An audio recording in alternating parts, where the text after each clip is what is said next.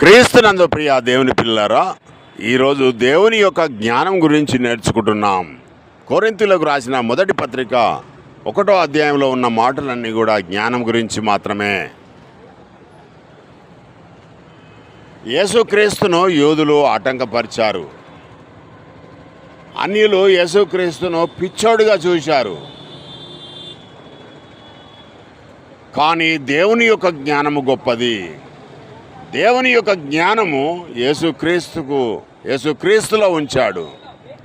యేసుక్రీస్తు దేవుని యొక్క జ్ఞానం ఎవరికి ఏం అవసరం ఉన్నా, ఎవరికి జ్ఞానం కావాలన్నా, వివేకం కావాలన్నా, తెలివి కావాలన్నా, బుద్ధి కావాలన్నా, ఏది కావాలన్నా దేవుడు తన పిల్లలమైన మనకు యేసుక్రీస్తు ద్వారా అనుగ్రహిస్తాడు. ప్రియమైన దేవుని బిడ్డలారా, మీలో ఎవరికైనా జ్ఞానము కొదవగా ఉందా?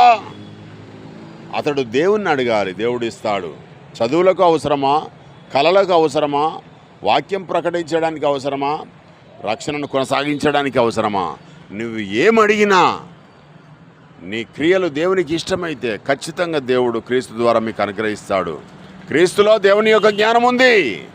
క్రీస్తును వెంబడించండి, దేవుని పిల్లలుగా కొనసాగండి. ఈ వాక్యం దేవుడు దీవించుగాక. ఆమేన్.